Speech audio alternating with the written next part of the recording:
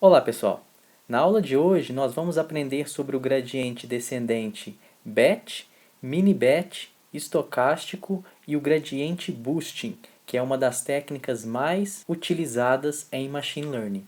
Antes de entendermos o conceito do gradiente descendente, vamos lembrar da solução de quadrados mínimos.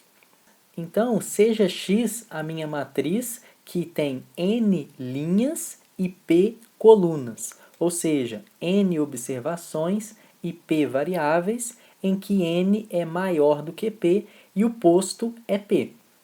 Definimos a nossa função j, que é a função custo, saindo do RP e chegando nos reais. E é dado da seguinte forma: j de beta, ou seja, é uma função do meu parâmetro, ela é igual a um comprimento, que é x-beta menos y. Esse x-beta é a minha função que eu estou estimando. E esse vetor y são os valores observados. Então, note que a função j tenta minimizar o comprimento entre x-beta e y. E fazemos isso encontrando o valor beta ótimo, tal que x-beta esteja muito próximo de y. E podemos fazer isso simplesmente resolvendo o sistema normal x transposto x beta igual a x transposto y. Chegando em beta chapéu dado dessa forma. É uma forma analítica de encontrar o beta chapéu. O método do gradiente descendente irá encontrar este mesmo beta chapéu, mas o procedimento vai ser outro. Estimamos estes parâmetros de forma iterativa. Dito isso, vamos de fato entender agora como funciona o método do gradiente descendente. Essa abordagem busca encontrar o mínimo de uma função de forma iterativa. E o algoritmo se resume dessa forma. A gente escolhe um chute inicial para o meu beta, definido por este beta 0. E como é feito esses passos? Beta k mais 1, que é o beta atualizado no passo k mais 1, ele é igual ao beta anterior, que é o beta k, menos um alfa, um parâmetro que depende do passo em que você está. A gente chama esse alfa de taxa de aprendizagem. E ele é multiplicado pelo gradiente da função j aplicada no ponto beta-k. Então, para ficar um pouco mais claro, vamos ver esta figura. Nesse caso, se o meu objetivo fosse encontrar o máximo global, eu sairia desse ponto circulado em vermelho e ia de forma iterativa caminhando até atingir um máximo. Mas veja que, dependendo do meu chute inicial, eu encontro diferentes pontos ótimos. Podem ser ótimos globais ou locais. Então aqui a gente já tem uma informação muito importante. O método do gradiente depende do seu chute inicial. Além disso, veja que os meus passos eles têm diferentes comprimentos. Estes comprimentos da iteração é determinado pelo parâmetro alfa. É o comprimento do passo que eu darei para sair do beta k e chegar no beta k mais 1. E a direção para atingir esse ponto ótimo, nesse caso o ponto máximo, é dado por essa derivada direcional no ponto beta k. Então veja que interessante, eu preciso de 3 ingredientes. O primeiro é o chute inicial. Depois eu tenho que saber o tamanho do meu passo. E terceiro, eu preciso de saber a direção que eu vou caminhar. Mas no nosso caso de Machine Learning, a função que nós temos interesse é uma função custo e desejamos minimizá-la. Sendo assim, um cenário ideal seria mais ou menos o da figura da direita. eu tenho a função j, que depende de beta, e eu quero encontrar este beta ótimo, que fornece um custo mínimo. Partindo desse chute inicial, eu calculo o gradiente. Nesse caso, note que o gradiente é positivo.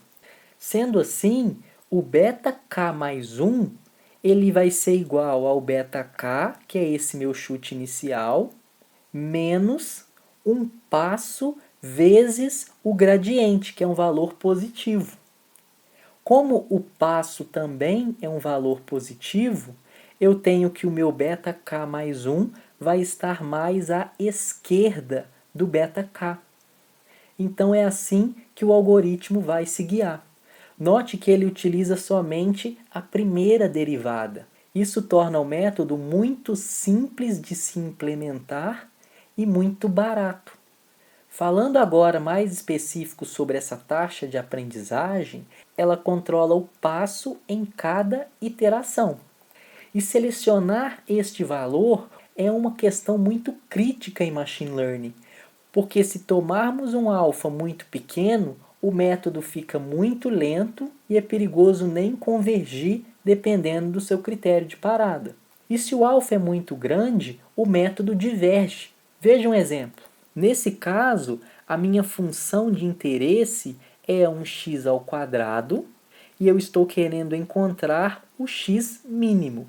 O chute inicial foi 0,7 e eu variei em cada cenário o meu passo, que nesse caso eu chamei de lambda. Então era 0,1, foi para 0,3, depois 0,5, até chegar em 1. E note o que acontece. No primeiro ele vai caminhando bem devagarinho. Depois os passos começam a aumentar, ele consegue atingir o ponto mínimo muito mais rápido, até que na última situação o passo é tão grande que o algoritmo não converge. É claro que nós estamos num caso bastante confortável que a nossa função é bem comportada, mas esse método funciona para todos os tipos de função, contanto que exista a derivada primeira. Vamos ver um exemplo simulado. Considere que temos esta função f de x, que é definida por dois parâmetros, o θa e o θv. Como exemplo simulado, eu sei qual é o valor real do θa e do θv, que é 10 e 2, respectivamente. A partir dessa função, eu gerei vários valores de x e de y, considerando que o sinal é essa função f de x, e eu incluí um certo ruído nas minhas observações. Então essa linha em azul é a minha f original, e estas bolinhas são as minhas observações geradas a partir deste sinal. O que nós vamos fazer é utilizar o método do gradiente para encontrar o valor de θa e θv de forma iterativa. Então, o nosso interesse é encontrar esse vetor θ que minimize essa função perda, que é o yi, o meu valor observado, menos a minha função f de x. Queremos encontrar esse pontinho determinado no gráfico da esquerda e uma visão em 3D da minha função está no gráfico da direita. Note que a altura é o log do RSS e eu mudei essa escala para a figura ficar um pouquinho melhor apresentável. Eu vou buscar o valor de θv e θa tal que eu encontre o mínimo dessa função. E olha que interessante, este foi o processo de convergência. Ele saiu dessa região em azul clarinho e foi dando passos e mais passos até chegar no mínimo que ele parou. Nesse caso, utilizamos o critério de parada como a diferença entre os betas consecutivos menores do que 0,0001 ou 10.000 iterações, com uma taxa de aprendizagem igual a 0,01. Ou seja, é um passo bem pequenininho e ele não mudou durante as iterações. O alfa permaneceu constante para todas as iterações. e o algoritmo convergiu para os pontos 10,3, muito próximo do valor real, e 2,05, que também está muito próximo. E esse resultado foi atingido na iteração 2412. Então é esse o método do gradiente descendente. É uma abordagem bastante simples e, de certa forma, intuitiva para encontrar o mínimo de uma função. E quais são os prós e os contras dessa abordagem? Um primeiro ponto a favor, que a ideia é bastante simples e cada iteração é bastante barata, porque envolve somente a primeira derivada para atualizar os seus parâmetros. Um segundo fator a favor é a garantia de convergência para o mínimo local. Então é certo que nós vamos encontrar um mínimo para nossa função, não necessariamente o mínimo global. Além disso, existem vários outros métodos de segunda ordem para acelerar a convergência desse algoritmo. Ou seja, ele serve de base para diversas outras extensões que utilizam mais informações, por exemplo, uma derivada segunda, para melhorar o seu desempenho. Um quarto ponto, ele é muito rápido para matrizes bem condicionadas e problemas fortemente convexos. Entretanto, frequentemente ele é lento porque os problemas realmente interessantes não são fortemente convexos e muito menos bem condicionados. Além disso, ele não lida muito bem com funções não diferenciáveis. Como eu disse, a gente precisa de tomar as derivadas de primeira ordem da minha função. Caso isso não seja possível, uma sugestão é utilizar o método subgradiente. E um último ponto negativo, que talvez o mais importante, é que ele utiliza todos os dados de treinamento para estimar os parâmetros. Ou seja, em cada passo, ele pega todas as observações e utiliza para atualizar o seu parâmetro. Assim, se o seu banco de dados é muito grande, isso fica inviável, impossibilitando inclusive você fazer uma atualização online dos seus parâmetros. Ou seja, à medida que vem chegando novas observações, o beta vai sendo atualizado. Isso porque ele vai utilizar todas as informações, inclusive as antigas, e estas terão muito mais peso, especialmente por conta do volume de informação contida neste passado. E daí surgiu o método do gradiente descendente estocástico, que diferencia do anterior, que chamamos de gradiente descendente batch, porque agora nós consideramos somente uma observação para atualizar o nosso parâmetro. Então o método funciona da seguinte forma: considere o par xi, yi. Então veja, xi é um vetor e yi é uma observação, amostrada dos dados de treinamento. Atualizamos o nosso parâmetro de interesse da seguinte forma: escolha o chute inicial exatamente da maneira anterior e repetimos este processo. Beta k mais 1, que é o vetor de parâmetros atualizado, é o beta anterior menos o meu passo vezes o gradiente da função j avaliado no ponto beta k, mas agora ela depende somente de xi e yi, não mais de todas as observações. E por conta de utilizarmos somente uma observação, acaba que o algoritmo fica um pouco mais instável, por estarmos incluindo uma variabilidade devido à amostragem que não existia anteriormente. Por conta disso, no gradiente descendente estocástico, o parâmetro alfa é tipicamente menor do que o gradiente bet, que vimos anteriormente. E existem métodos sofisticados para tratar este parâmetro alfa. Então esse é o funcionamento do gradiente descendente estocástico. E se utilizarmos somente uma parcela das minhas observações, estaremos no meio termo entre o estocástico e o bet, e chamamos de mini-bet. Geralmente, essa é a melhor abordagem e a mostramos de 2 a 100 observações para cada iteração.